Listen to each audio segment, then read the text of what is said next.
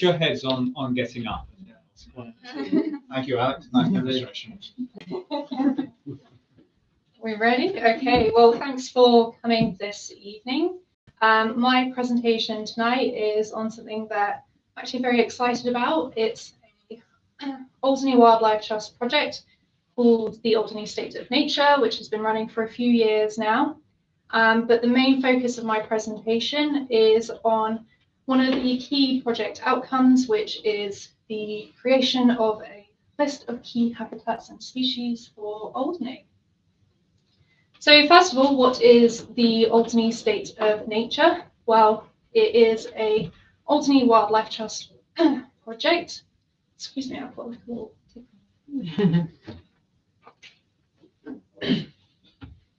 It is an AWT project that is funded by the Social Investment Fund Guernsey.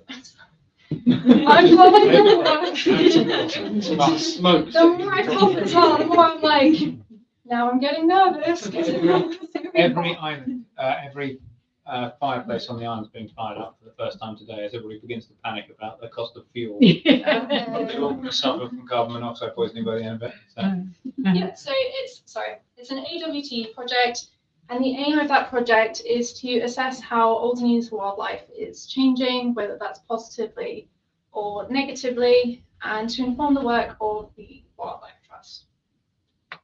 The project over the past few years has looked to examples from the UK. So the UK does a state of nature assessment on a cycle, but we are tailoring it to Alderney's unique environment. So the project has 4 key objectives.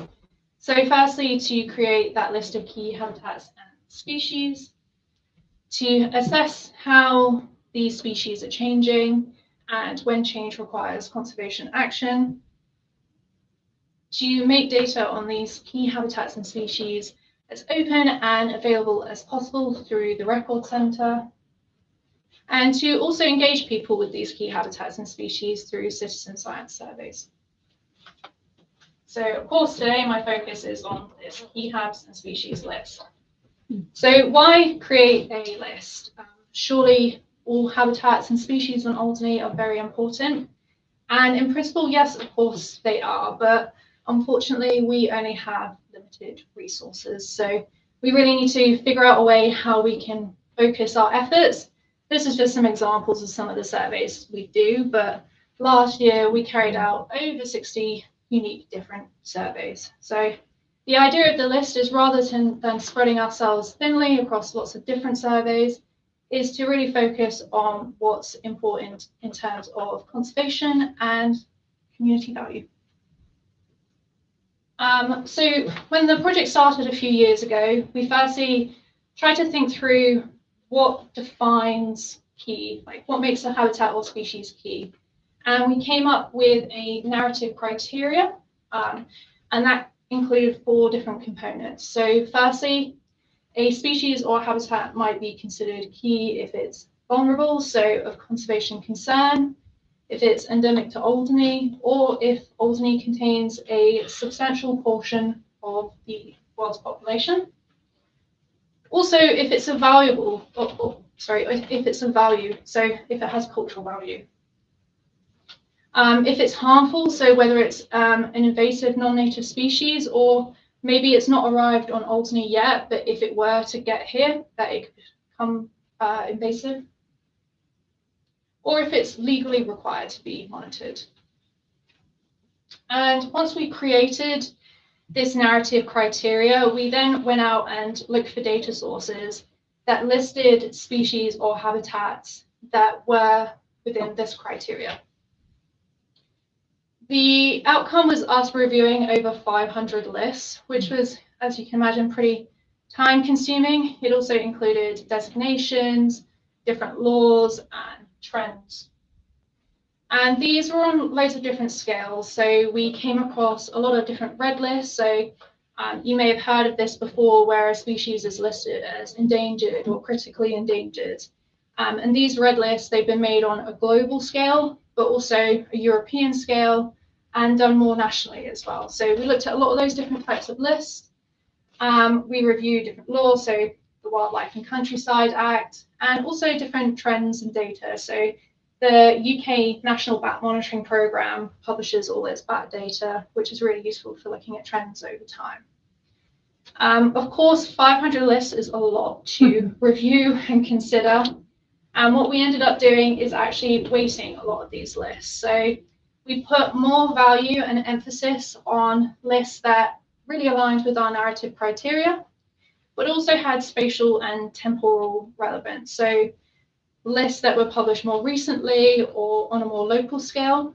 And we also looked at objectivity. So had these lists gone through a really thorough peer review process? So imagine laws and legislation that goes through loads of levels of people before it's then finally put in place. But some of the lists we came across were maybe more internal use only. So basically, yeah, we weighted all of these different lists, and species that were found in these lists with high weightings ended up having a higher conservation score. We also filtered all the species and habitats in these lists to only those that are found on Alderney, because of course we don't want to try and monitor anything that's not here. Yeah, and this produced a conservation score. We were also really interested in value for the community. So what do people find important? And a couple of years ago, we launched a questionnaire, and we hosted loads of different drop-in sessions for people to come into. And we basically asked them what was important to them, what animals and plants and places on Alderney really important to you for whatever reason. This word cloud just lists some of the keywords that came out. We found, obviously, beaches came up a lot, not just beaches in general, but sometimes people talk about stories that they had of, growing up next to Bray Beach. That's really important to them. So things like that. People also put a lot of emphasis on the cliffs, walking along cliff paths, wildflowers, also things like woodlands too. There are a lot of references to broad species groups, so people cared about moths, they cared about butterflies or pollinators, also specific species too. So, for example, green ormers, they're quite culturally important. And basically, the more times a species or habitat was mentioned in the questionnaire, the higher it got a community score. So, yeah, at the end of that, there was also the community score. And the conservation score and the community score was combined to produce a final key score. And this listed, basically we had 1,900 different species and a whole bunch of habitats listed there, but we selected the top of them. I thought I would just try and visualize this for you, because I know I'm talking a lot about lists and key species and habitat.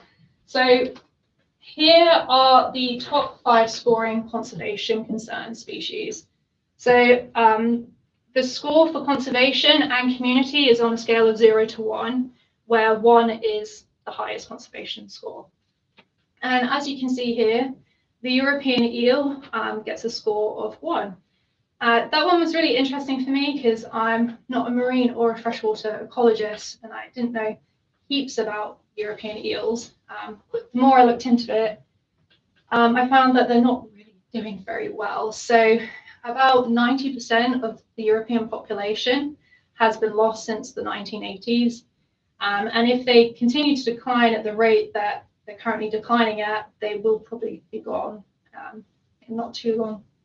And this is as a result of lots of different factors. So poaching is a big one. When eels are at a younger stage, they're called glass eels. They're like teeny tiny. And so they're very easy to collect and then sell on. They can be worth a lot of money because they can be sold off to aquaculture farms and grown for food. So that's one of the reasons for their decline, but also things like habitat loss. A close second is the Balearic shearwater, and that faces threats, actually a lot of threats in its adult stage. So adult survival is impacted through bycatch in fisheries, so it gets tangled up in some commercial fishing tools. but also at the younger stage, so the eggs can also be predated by rodents. And then, of course, you've got Atlantic puffin, bottlenose dolphin, and the brown long-eared bat. In terms of community importance, unsurprisingly, the puffin and the gannet came out on top. Very iconic species, and a lot of people feel like a very strong link to them. I know that I do. It's interesting for me to see that other seabird and waterbird species came out really highly as well. So guillemots and razorbills, which are auks, just like puffins, and also the ring plover, which you'll have seen running around places like Platzeline. They nest in the cordons that we put out. So once you have these conservation concern and community important species, and you combine their scores, you get a final top 5 species of these. So you've got on top the Atlantic puffin, followed by the European eel, Balearic shearwater, gannet, and dolphin. Interestingly, they're quite marine-focused species. And these are just the top 5.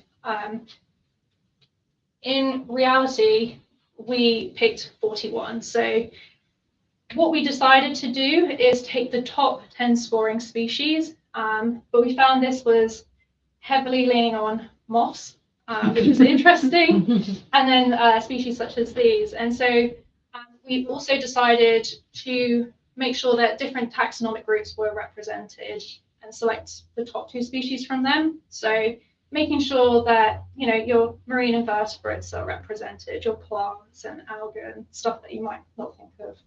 And unfortunately, I don't have time to go through all of these species today, but if you go on our website, you can see them all listed there. This is just an example to show the spread of different taxonomic groups. So terrestrial mammals, marine mammals, and marine invertebrates and things like that.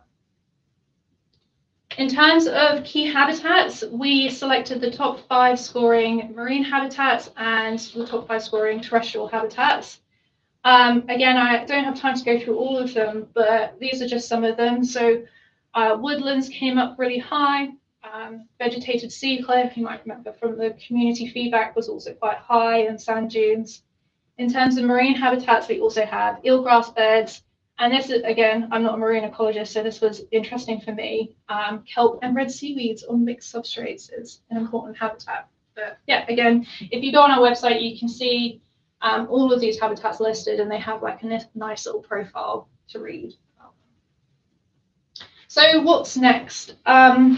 We've now got the list, and the next step is identifying how the species and habitats on these lists are changing, which is a big old task. We're part of the way through, and it's actually the focus of the next presentation, so we won't go into detail on some of the analyses that are being done.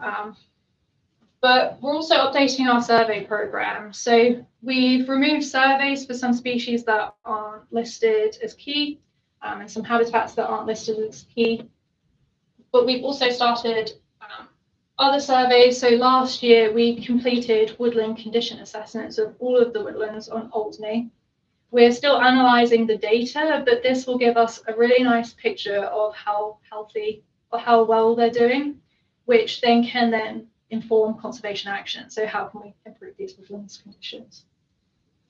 Up until last year, we didn't actually know anything about the breeding success of gannets on Ortac, which is the gannet tree further out near Baru. But we carried out drone surveys of this site, and we were able to get our first ever measure of breeding success, which is about 50%, like a little lower than Les Attack.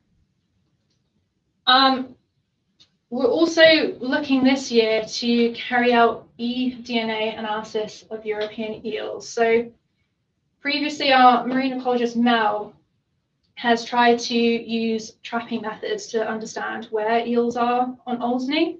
We have some sightings, so we have ideas of where they are, but not a full understanding of the distribution around the island.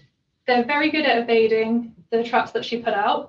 So an alternative method that we're looking into is taking water samples at different sites on the island and sending them off to the UK to be analysed. And the labs in the UK, they can basically tell you with quite a decent level of certainty whether an eel has been in the area just through the DNA that it sheds off when it's passing through, which is really fantastic. So we're writing up funding proposals at the moment to try and get this work funded, just because it'll cost a couple £1,000 of lab work to be completed. So yeah, if anyone has any suggestions on where to go for funding for this, it'd be much appreciated. But yeah, so that's it.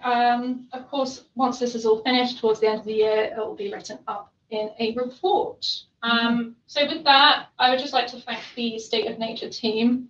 So Mel and Leah, also Matt, this kind of looks like he's no longer with us. He's doing a PhD in the UK, but he did like the bulk of this analysis. So he's to thank there for that. And also people that provided us with data, and of course SIF for funding us.